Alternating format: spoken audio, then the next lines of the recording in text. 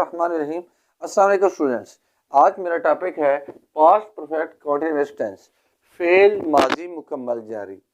तो व्यूअर्स, अक्सर ऐसा होता है कि आपको ये पता होता है कि इसकी तारीफ़ क्या है और इसकी पहचान क्या है और इसके बनाने का तरीका क्या है, लेकिन इशू ये होता है कि इस टेंस को इस्तेमाल कहाँ करना है।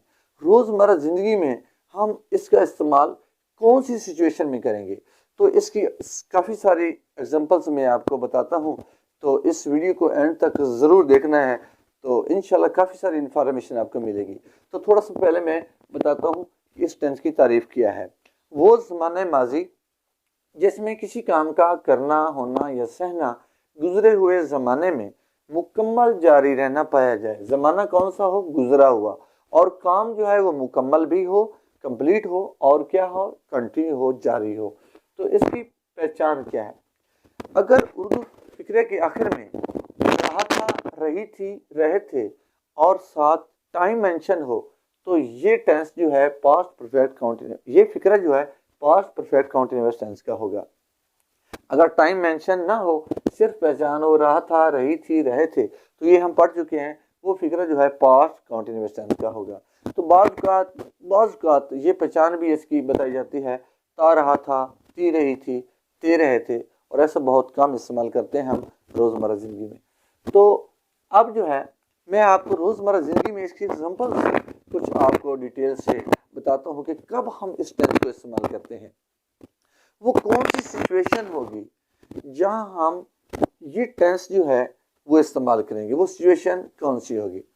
तो किताबों में अक्सर यही लिखा होता है कि अगर उर्दू फिक्रे के आखिर में रहा था, रही थी, रहे थे और साथ टाइम मेंशन हो, तो समझ लीजिए ये tense past perfect continuous tense का होगा, और इसको आपने इस तरह जो है इस्तेमाल करना है।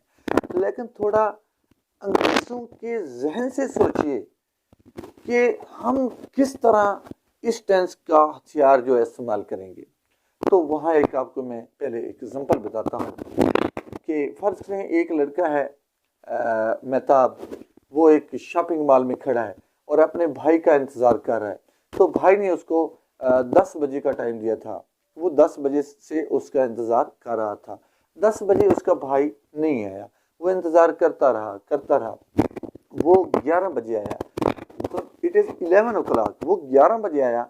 और जब 11 बजे आया तो जो पहले भाई मेहताब खड़ा था, वो अपने भाई नयाब को कहता है, उसको स्टोरी सुनाता है, उसको बताता है कि यार मैं आपका 1 घंटे से इंतज़ार कर रहा था, मतलब 1 घंटे से उसका इंतज़ार कर रहा था।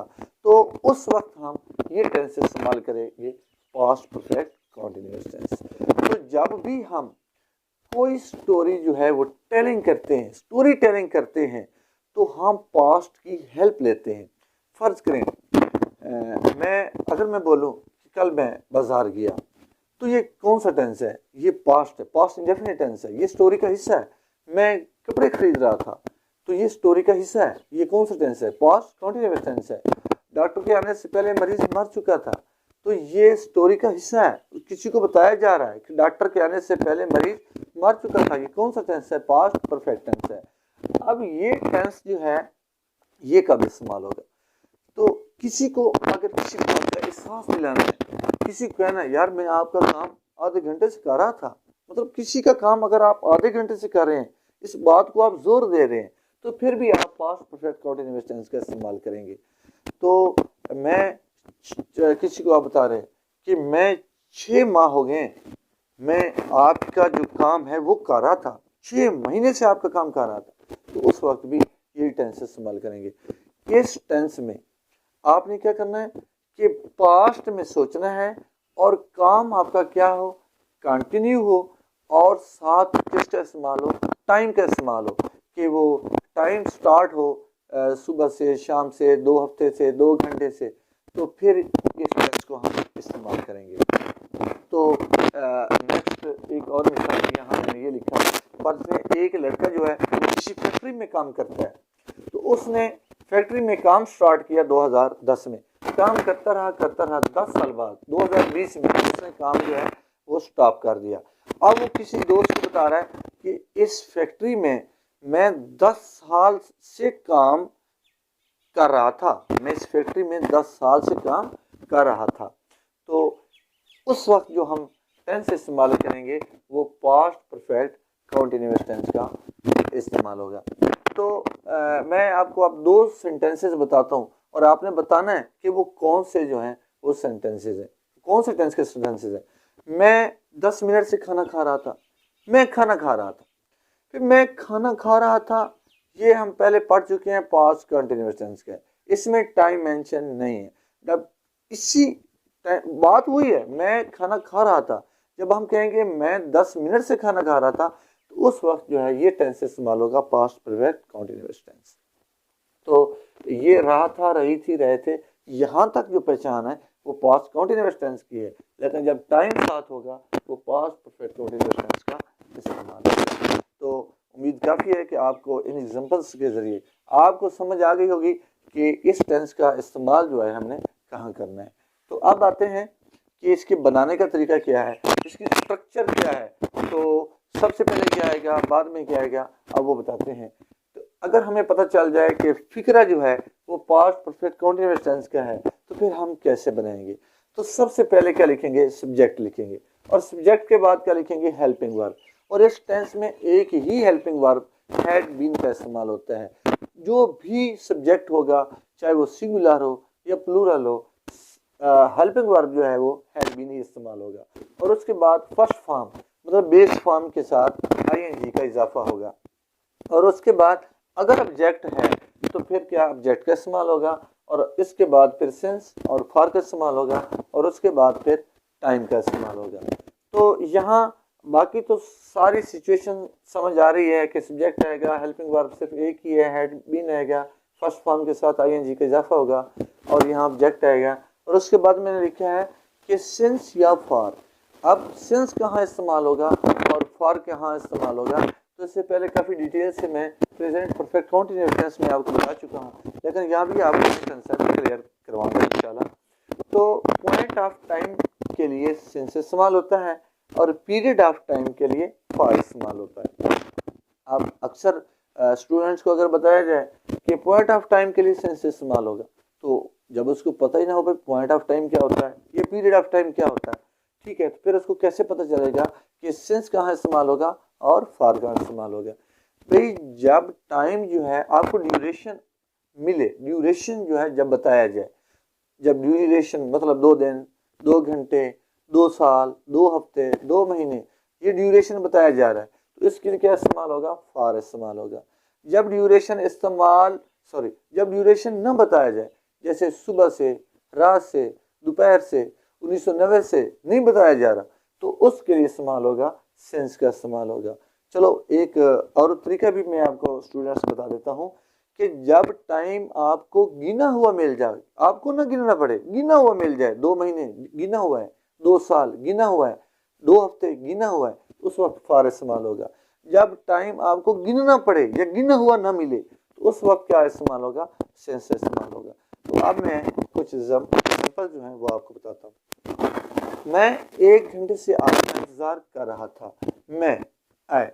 आपको पता है कि इस अभी हमने पढ़ा है कि हेल्पिंग वर्ब इसमें एक ही आता है, जो भी सब्जेक्ट हो तो हेल्पिंग वर्ब क्या आएगा, हैड बीन। और इंतजार करना उसकी इंग्लिश होती है वेट, और वेट के अच्छा स्पेलिंग होते हैं WAITE। तो यहाँ हमने ई नहीं लिखा, जहन में रखना है कि जब भी फॉर्म पहले फॉर्म के साथ आईएनजी लगाते हैं और फॉर्म के एंड पे अगर ई है, वर्ब के एंड पे अगर ई है, तो आईएनजी लगाने से पहले उसको हज़फ कर देते हैं, उसको ख़त्म कर देते हैं। ई को ख़त्म किया और साथ आईएनजी लगा दिया।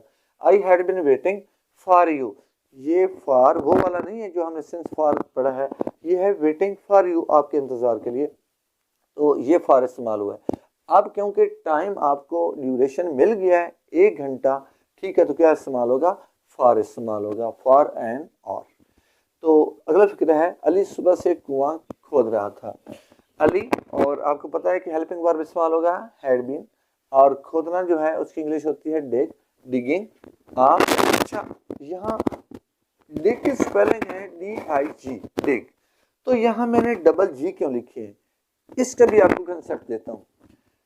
कि अगर वर्ब के एंड पे कंसोनेंट हो, वॉल ना हो, कंसोनेंट हो, और कंसोनेंट से पहले क्या हो, शॉर्ट वॉल साउंड हो, लॉन्ग वॉल साउंड ना हो, शॉर्ट, जैसे डिग, ये शॉर्ट वॉल साउंड है। इसके अलावा एक मिसाल सिट, ये भी शॉर्ट वॉल साउंड है। अच्छा, ईट, ये लॉन्ग वॉल साउंड है, ईट, राइट, वो लॉन्ग है। अब यहाँ क्या है, शॉर्ट वॉल साउंड है। अगर शॉर्ट वॉल साउंड हो तो कंसोनेंट को डबल कर देते हैं, जैसे जी को आप क्या कर दिया, डबल कर दिया, डिगिंग, जैसे सेट को सिटिंग कर देते हैं, वो भी डबल टी होता है। Ali had been digging well, तो सुबह से, अब ड्यूरेशन में नहीं बोलूँ, बस सुबह से मैं पॉइंट किया गया है, इशारा किया गया है, तो क्या आएगा, सिंस मॉर्निंग। हम 9 बजे से मैच खेल रहे थे। हम, वी हैड बिन, खेलना, प्ले, प्ले के आगे आईएनजी का इजाफा, प्लेइंग, क्या खेल रहे थे, मैच, और 9 बजे से। अब 9 बजे से हमारे पास ये ड्यूरेशन नहीं है, टाइम मेंशन किया गया है कि 9 बजे से, तो क्या आएगा, सिंस 9 o'clock। कुत्ते शाम से भौंक रहे थे, डॉग्स हैड बिन, और भौंक रहे थे, बार्किंग, और शाम से क्या आएगा, सिंस और मॉर्निंग। 15 मिनट से बूंदाबांदी हो रही थी, तो यहाँ सब्जेक्ट नहीं है, तो हमने क्या इस्तेमाल किया, इट का इस्तेमाल किया, क्योंकि सब्जेक्ट ना हो तो फिर क्या इस्तेमाल करते हैं, इट का इस्तेमाल करते हैं। और इसके बाद क्या आएगा, had been, it had been, और ड्रिजलिंग फॉर, क्योंकि यहाँ जो है टाइम पीरियड जो है, ड्यूरेशन जो है बताया गया है, तो यहाँ क्या इस्तेमाल होगा, फॉर का इस्तेमाल होगा, फॉर 15 मिनट्स। तो स्टूडेंट्स, मुझे काफ़ी उम्मीद है कि आपको इस वीडियो की समझ आ गई होगी। अगर फिर भी कोई कन्फ्यूजन आपके माइंड में है तो आप कमेंट बॉक्स में जाके कमेंट कर सकते हैं, तो इंशाल्लाह मैं आपको उसको रिप्लाई दूंगा। तो आप मेरी वीडियो अगर आपको पसंद आई है तो मेरी वीडियो को लाइक कीजिए, सब्सक्राइब कीजिए और शेयर कीजिए। अल्लाह पाक आपके और मेरे इल्म में इजाफा फरमाए।